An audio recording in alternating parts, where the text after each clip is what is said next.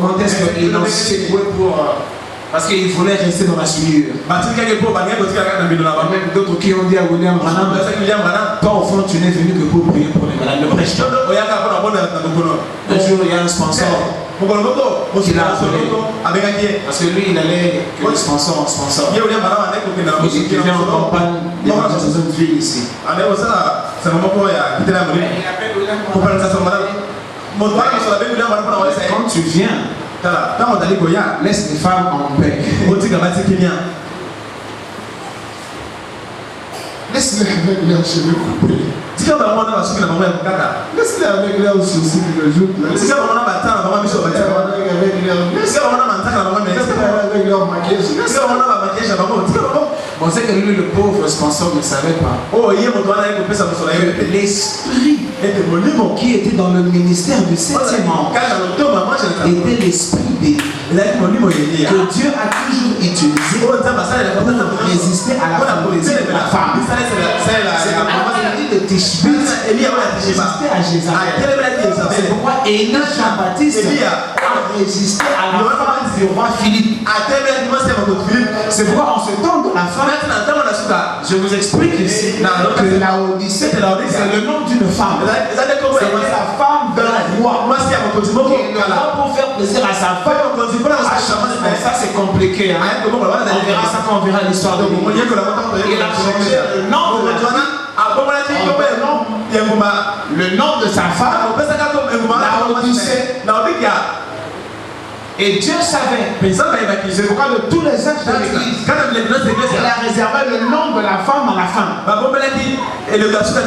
Parce qu'aujourd'hui, le plus grand mouvement de la société humaine, c'est le mouvement de l'émancipation de la femme. C'est l'âge de la femme. Le prophète dit, quand vous entrez dans une église, vous allez voir son niveau spirituel, regardez le comportement des femmes. Et la Odyssée, c'est la femme. Alors il fallait l'esprit d'Élie. Oh Dieu. Maintenant il faut le voir. Comment ils ont chosifié la femme. Les hommes ont décelé de la faiblesse dans la femme.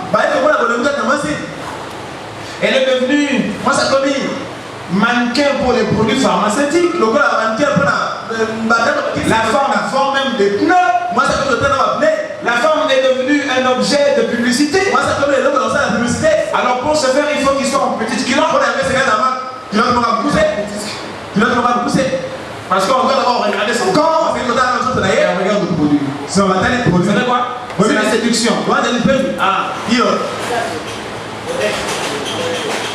Elle aura à peine un petit truc ici. Elle est en bikini. Et elle pose sur une voiture. Comme ça, on regardera d'abord le bikini. Et je ne sais quoi. Et après la voiture. Oh, les chrétiennes. Chrétiennes. Je vous enverrai une de peur que je vienne les détruire tous. Parce que c'est l'âge de la destruction. Il fallait Élie pour qu'il nous donne un évangile différent. C'était tellement différent au point que lui-même se posait des questions. Pourquoi je ne fais que gronder les gens? Pourquoi je ne prêche pas comme les autres? Je lui ai dit, toi prêche seulement. Ça ne regarde pas. Parce que vous savez, l'esprit d'Élie, en fait, c'est le Logos. L'esprit d'Élie, c'est Christ. C'est pourquoi l'esprit d'Élie était dans Élie. L'esprit d'Élie, Christ était dans Élie. L'esprit d'Élie, Christ était dans Jean-Baptiste. Cet enfant aura la puissance de l'esprit d'Élie. Ni Jean-Baptiste, ni Élie sont responsables de cet esprit-là. C'est l'évolution dans laquelle Dieu utilise pour réagir. Et comme il a utilisé pour la première fois sur la personne d'Élie, connaît ce ministère-là, Élie. C'est pourquoi Jean-Baptiste ne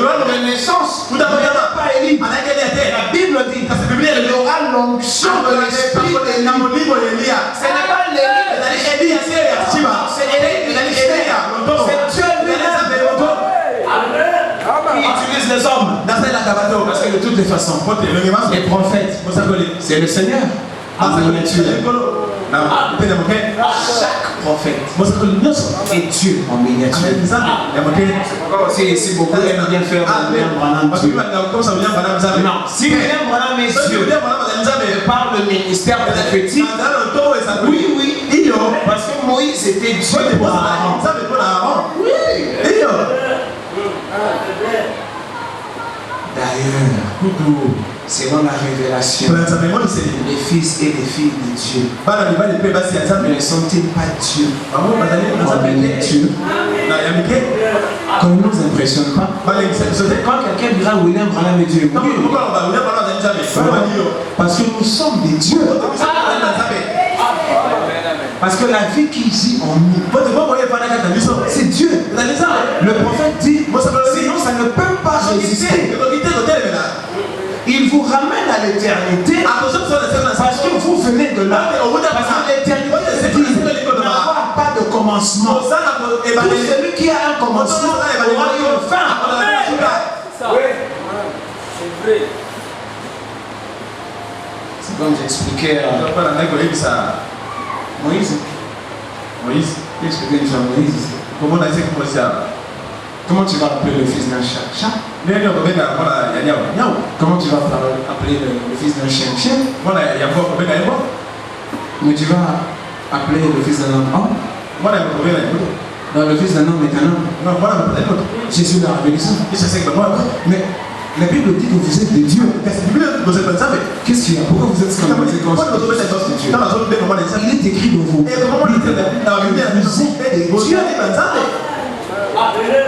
Et le prophète explique c'est que nous sommes est sortis de Dieu.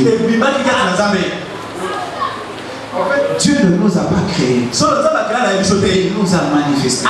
Nous sommes qui est sorti. Autant que Jésus était sa plus grande action. D'ailleurs, le fait que Jésus agissait par ce qui est qu'est-ce qui est en toi? Dieu. En fait, vous ne savez pas encore que vous êtes la nature de votre géniteur, Dieu. Vous ne savez pas encore que vous êtes lui. Vous ne le savez pas encore. C'est normal. Comme ça, vous allez vous prendre comme des petits messieurs. Mais le grand mystère que Dieu vous a caché lui-même d'ailleurs. Et aussi vrai que Jésus-Christ est sorti de lui. Aussi vrai que vous êtes sortis de lui. C'est pourquoi quand vous allez gagner l'éternité, c'est simplement un retour à la nature. Pour ceux qui ont commencé, la puissance même de l'éternité créera en eux la puissance de la destruction. Ce sont des lois. Ce sont des lois. Le prophète dit vous devez sortir de l'éternité pour subsister à l'éternité.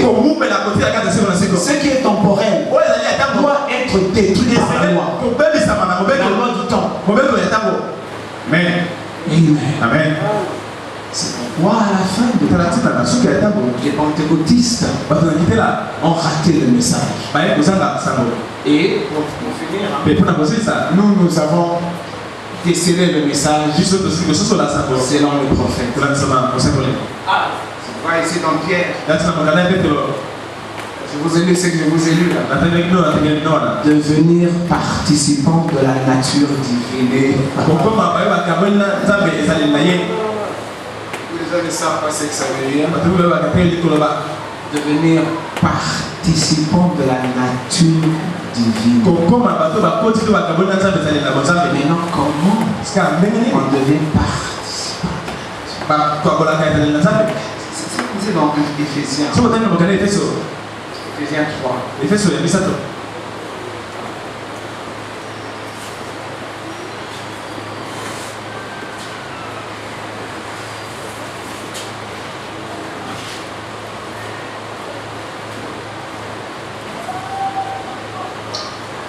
Je prends 17. Il y a beaucoup à dire ici. Ephésiens 3:17. En sorte que Christ habite dans vos cœurs par la foi. Écoutez, afin qu'étant enraciné et fondé dans l'amour, écoutez, vous puissiez comprendre avec tous les saints quelle est la largeur, la longueur, la profondeur et la hauteur, et connaître l'amour de Christ qui surpasse toute connaissance, en sorte que vous soyez remplis jusqu'à la plénitude, de sorte que vous soyez remplis jusqu'à la plénitude, devenir participant de la nature divine. C'est ce qu'on a essayé de voir. Les expériences chrétiennes ont leur raison d'être. C'est non le message. Parce que de la foi, vous êtes la foi. De la foi. La présence de cet être dans votre vie fera que vous n'aurez plus peur de rien. Vous serez affranchis et libres. Vous parlerez par vous-même. Vous invoquerez et vous serez exaucés. Et vous comprendrez qu'il est vivant pour vous. Amen. Si. Parce que pour devenir participant de la nature divine, Pierre, je vais arrêter. C'est ça. Il dit ici,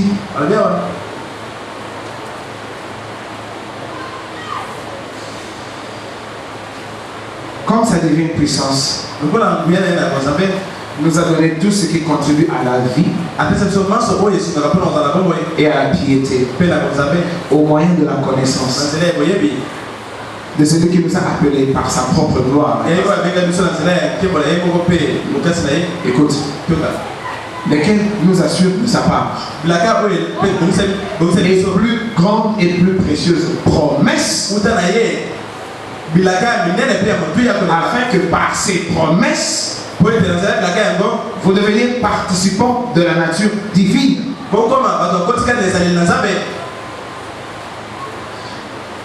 Participant de la nature divine. Devenir un seul corps avec Dieu.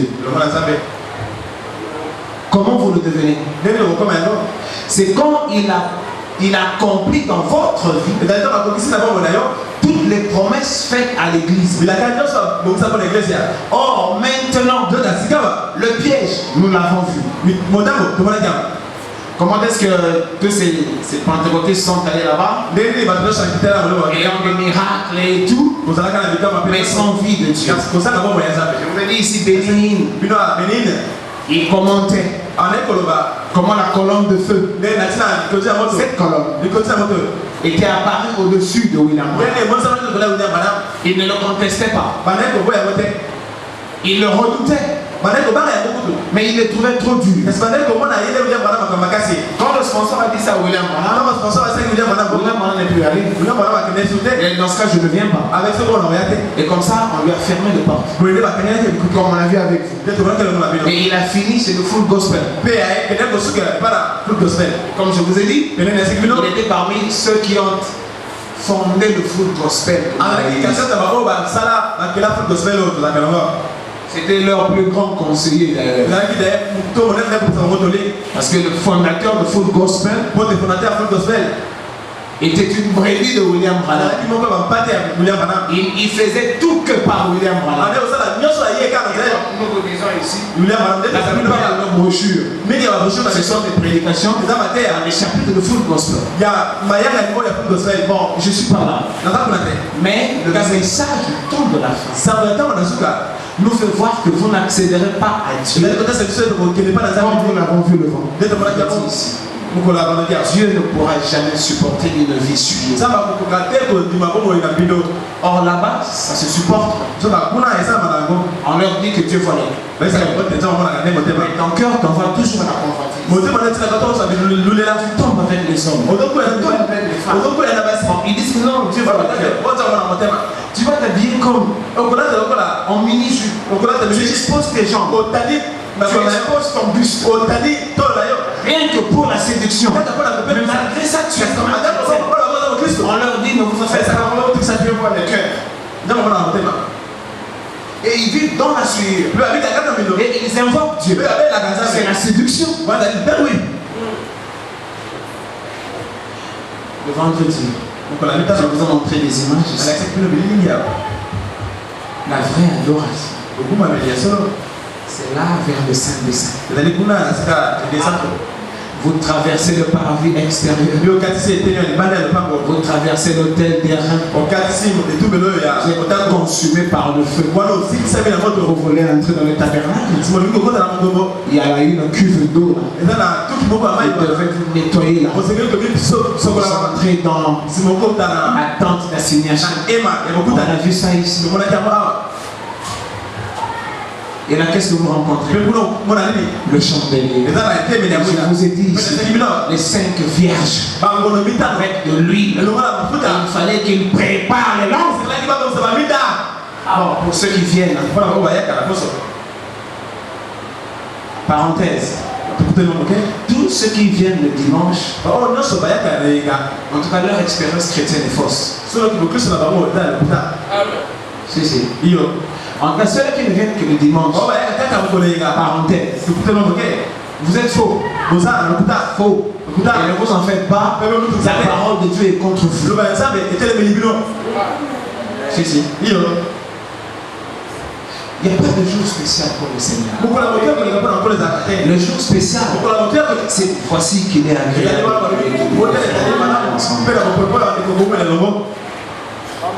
Dimanche, ce n'est pas un jour spécial. Non. Parce que quand vous êtes dans un pays arabe, aujourd'hui, là, vous pour vous, c'est un jour férié. Mais chez les arabes, c'est un jour comme tout autre.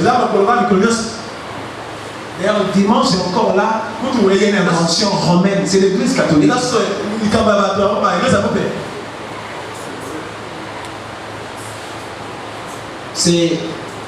C'est de l'inconstance chrétienne. Quelqu'un dira, oh, mais pasteur, je ne peux même pas entrer dans une. Quelqu'un dira, vous n'avez aucune soif. Venez le dimanche. C'est-à-dire que votre expérience est forte. Vous devez lutter avec Dieu. Les jours de culte, vous devez être là, luttant avec Dieu. Et quand il n'y a pas de culte, vous devez vous organiser pour avoir votre propre culte. C'est ça l'expérience chrétienne. Là au lycée. Il n'y a pas assez de maladies qui justifieraient votre négligence pour venir à l'église. Parce que le prophète est allé même dire que si un travail vous empêche de sauver votre âme, alors négociez avec ce travail-là. Il a toujours prôné la soumission. Mais il a dit à la femme, si ton mari t'empêchera de venir au culte, alors tu dois venir au culte. Parce que voici qu'il est qu'il est doux. On a marché d'une certaine façon avec ceux qui viennent. pendant la semaine. Vous nous créez un décalage horaire, hein, vous savez.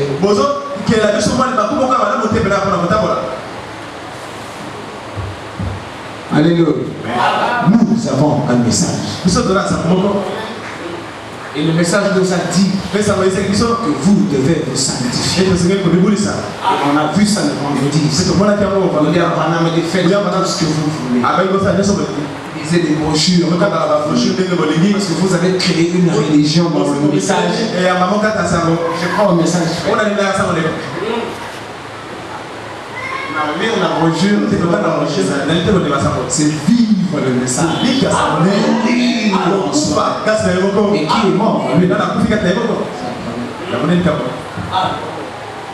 Vous devez porter votre foi. Vous pouvez lire les brochures comme vous voulez. Mais est-ce que vous êtes mort en vous-même? Parce que vous devez, comme Abel, mourir à l'appel pour votre sacrifice. C'est le prophète qui dit. C'est l'âge où le chrétien doit mourir sur l'autel de son sacrifice. Le sacrifice, c'est vous-même. Parce que là où est mort Christ, vous devez mourir avec lui. Parce que le prophète dit, quand il mourait à la croix, vous étiez là avec lui. Maintenant ici, dans l'indifféré de cette scène-là, dans votre vie, vous devez avoir des moments où vous gémissez avec lui, témoignant que vous étiez là à la croix avec lui. Amen. Que quand vous serez toujours distrait avec tous ces attraits du monde ici, comment mourrez-vous? Non, je dis vrai, ceux qui ne s'arrangent pas pour venir culte, vous êtes vous êtes des hypocrites. C'est faux. Dieu n'est pas un Dieu de dimanche. Non, non. Dieu est Dieu du culte. Parce que c'est lui qui a convoqué ce rassemblement-là. C'est réuni autour de lui. Et que chacun prenne sa part de la chair de l'homme. Chacun prend sa part de la chair de l'homme. Le message tombe de la fin. Et on a vu ça, l'autel. Là, voilà l'autel d'or. L'autel d'encens. L'autel de Galbanoun, des autobus, tous ces produits odoriférants là. Et on a vu avec les amis que Dieu a dit aux sacrificateurs, c'est là où je te rencontrerai. Mais pour qu'il te rencontre là, tu passes par l'autel tu passes par la cuve, tu entres, d'un côté il y a des chandeliers. Tu dois nettoyer la mèche parce que ton feu va brûler. Tu dois chaque fois te mettre en cause. La mèche de la conduite du chandelier. Parce que c'est toi qui es une lumière. Tu dois chaque fois enlever le soufre. Et rallumer. Pour possible changer la mèche. Parce que le prophète dit c'est maintenant la période de préparation des lampes. Et de l'autre côté, vous avez la table des pains de proposition. Et Jésus-Christ dit, Jésus ce pain là. Jésus ce pain. Le pain de proposition que Aaron mettait sur la table de l'homme. C'est Christ, le Fils de l'homme, la parole de l'homme. Manger de la chair du Fils de l'homme. Comme on a dit au prophète, quand Dieu mangera ça, ça sera des alléluia et des amens. Mais maintenant pour vivre ça. Hein? Qui ont pas giflé ici. Vous serez prêts de laisser. Ou on devient des judokas. Il faut le voir. Un petit mouvement. Vous allez à mais chrétien, c'est ça la chair du Fils de l'homme. Quand tu écrases leur tête, bah finir ça s'appelle colonio. Et qui se sont écrasés les frères. Mais vous ici là. Vous t'entendez tout le monde. Parce que ça c'est mon cœur. On se chamaille, on se querelle, on se méprise. La chair du Fils de l'homme se supporte. Il a pris la veste. Tu peux baisser la cravate. Mais on n'est pas prêt. Les gens sont poussés. Il m'a fait ça. La chair du Fils de l'homme. Quand vous mangez ce que vous venez, la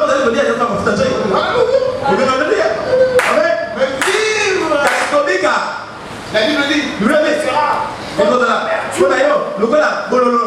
Mais dans la bouche, il mais vive ça. Vous êtes là devant une tentation. À 0 mètres, c'est vous les champions. Vous êtes chrétiens. La chair du Fils de l'homme. Combien beaucoup n'ont pas foulé au pied Christ parce qu'il doit aller en Europe. Il prend des faux papiers. Il est chrétien. Il ose dire que Dieu comprendra. Il ose dire. Il va en Europe avec des faux papiers. Et il dit vraiment que Dieu comprendra. C'est ce que William Branham dit. Le jour de l'enlèvement, beaucoup seront surpris. William Branham dit, le jour de l'enlèvement, il n'y a que très peu qui partiront. Il y a des gens qui vont rester. C'est pourquoi quand il parle du jour de l'enlèvement, il fait toujours voir que pas reste dans notre part. Les gens seront restés. Le prophète dit qu'il y aura une grande déception. Les gens vont rester. Vous entrez là, bien aimé. Vous devez accéder à l'adoration. Vous avez ici le chandelier. Vous êtes une mèche. Vous avez de l'huile. Vous devez vous nettoyer constamment. Vous devez vous observer. Comment vous marchez en tant que chrétien. Aaron. Vous êtes déjà Aaron. Il a fait de vous un royaume de sacrificateurs. Et le prophète dit, comme Abel est mort, et votre sacrifice, c'est vous. Vous allez chercher quoi? Un agneau. C'est vous. Vous allez chercher quoi? Un bouc. C'est vous. Et qui êtes-vous? Vous qui étiez en Christ à la croix. Alors ici dans votre vie, vous devez avoir votre thème. Prouvant que vous étiez avec nous. Vous ne regrettez rien. Vous êtes lourd que par vous-même. Les désirs de vivre dans le monde gagner et de s'affirmer et de se confirmer au point de bafouer l'église. Au point de bafouer la parole de Dieu. Ils sont des centaines de milliers en Europe. Des chrétiens. Mais ils ont passé le cap. Ils ont tous menti à l'immigration. Donc, on fait le Saint-Esprit a sauté. Il dit, ok, démonise-toi un peu ici. Moi, je t'attends à Paris. Vous imaginez ça? Mais nous confessons ça. Oh, j'ai mon frère qui est au Canada. Il a menti à Ndjili. Ils ont fait une escale à Cameroun. Il a menti là-bas au Cameroun. Il a fait une escale à Paris. Il a menti à Paris. Et il est allé finir le mensonge à Montréal. Maintenant il est calme. Mais il a laissé un souvenir de mensonge ici. Parce que le prophète dit, vous serez étonnés que rien n'est effacé. Tous vos mensonges, vos actes sont suspendus. Aussi, non. La seule chose qui va effacer ces choses, c'est la repentance. Pour se repentir, mon frère va retourner à la police, dire que j'ai menti. Ce sont des faux papiers. Il doit retourner à Paris. Il m'a dit, La française va regarder. On a arrêté ici. Parce qu'ici on se connaît. Toi, Canadien. Il parlait l'anglais, il parlait le français. Mais, bon, les Congolais,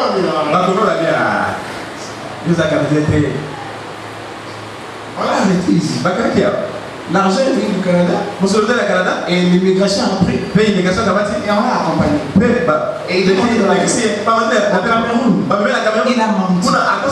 Il me dit quand il arrive à Paris, la française qui était devant l'immigration, il n'a pas cru en lui.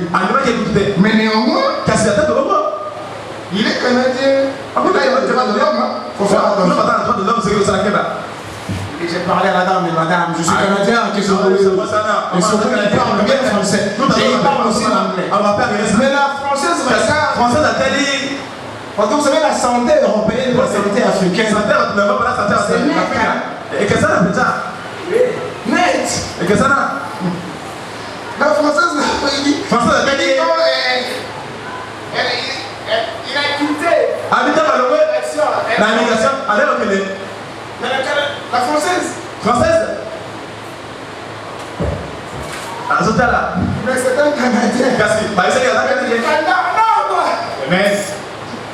Mais c'est même les Canadiens on l'a arrêté. Parce qu'il est le Congolais, il savait. Mais là, il se la coule douce. Mais dans son âme, il et ça va le retrouver là-bas. Il fallait que le prophète ne se passe rien ne se perd. Vous allez retrouver votre péché. Et dès que la mort vous frappe, c'est fini. Nous avons reçu un message qui nous a dit que la femme d'autrui, c'est la femme d'autrui. Le mari d'autrui, c'est le mari d'autrui. Qu'il soit dans la rue, qu'il soit célibataire, potentiellement il appartient à un homme. Prie ton Dieu, il enverra ton homme. Prie ton Dieu, ta femme.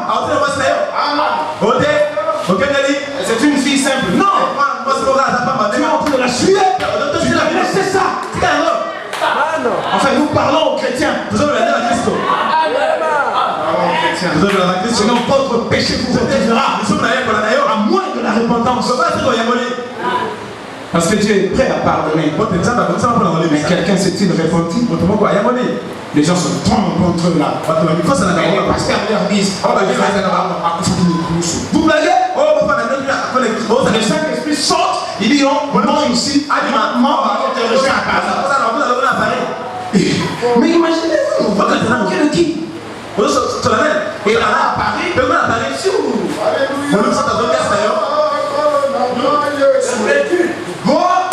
il a menti là-bas à l'aéroport. Saint-Charles le roi, si c'est quoi, comment on dit Charlemagne? Ça s'appelle comment cet aéroport? Comment on a mis criminel? Non, c'est pas ça. C'est faux. Et là, le prophète dit votre péché vous retrouvera. Voilà pourquoi nous on a reçu un message. C'est ça le chandelier. Vous devez constamment fumer. J'ai expliqué aux amis ici que la mèche, quand ça brûle, ça provoque du soufre. Le soufre, ça bouche l'orifice. Et vous êtes, mais c'est pas c'est ça le canon. À Dieu. Il ne faut pas que ce canon-là soit bouché. Il ne faut pas que ce canon soit bouché. Il faut chaque fois nettoyer. Quand tu parles, ça arrive à Dieu. Ça arrive à Dieu. Votre convoitise bloque le mot. Votre colère bloque. Votre jalousie bloque. Le prophète dit, ça ne passera pas. Mais chez les pentecôtistes, ils sont charnels. Vous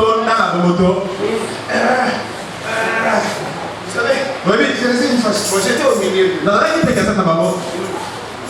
Le Saint-Esprit, c'est quand il est en bonne santé. Je vais trouver C'était le pasteur de l'église. Comme il était un beau garçon, il a un peu clair de teint. Allez, moi, langue japonaise, tout ça. Les autres, les autres m'baka. Ils avaient comme ça pour sortir là. On a vu comme ça, pas la fin du mal. Alors, c'est le Saint-Esprit.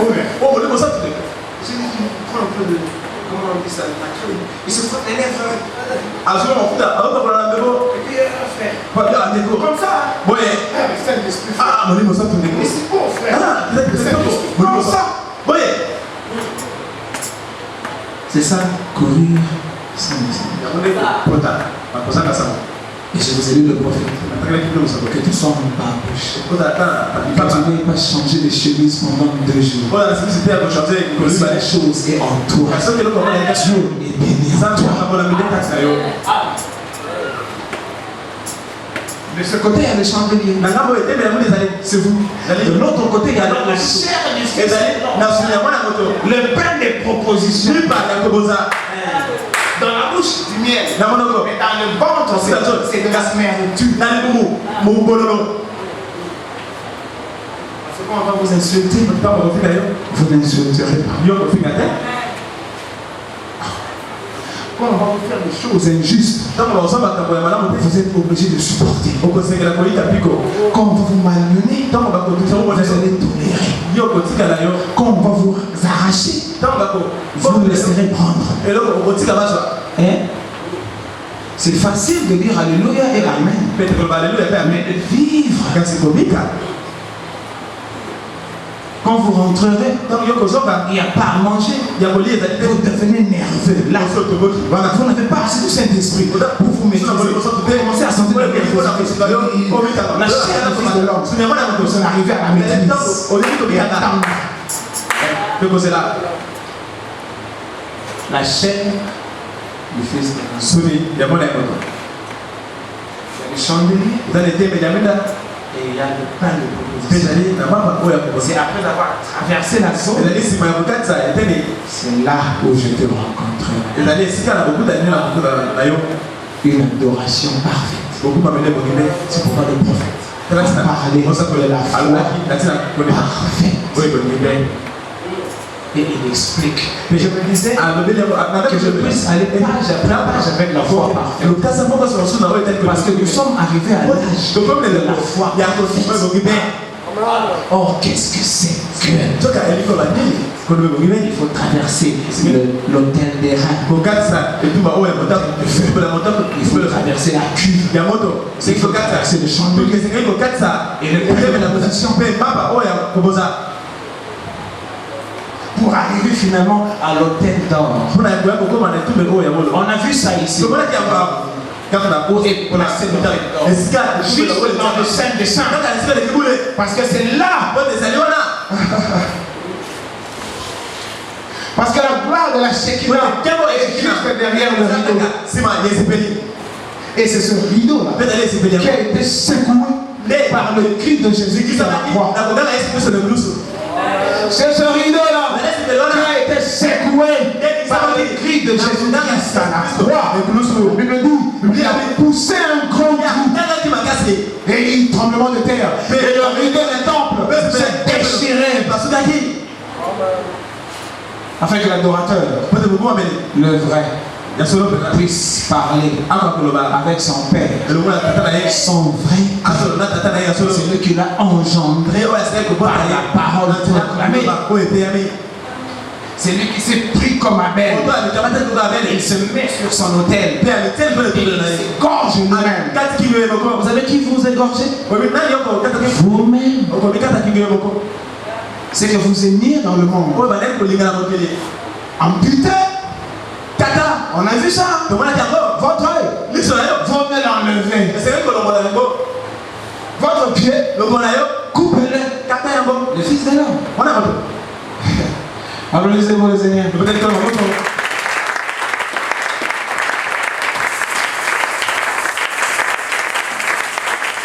Participant de la nature divine et connaître l'amour de Christ qui surpasse toute connaissance. En sorte que vous soyez remplis jusqu'à toute la plénitude de la divinité. Vous savez, c'est autre chose. Ça, c'est autre chose. Levez-vous.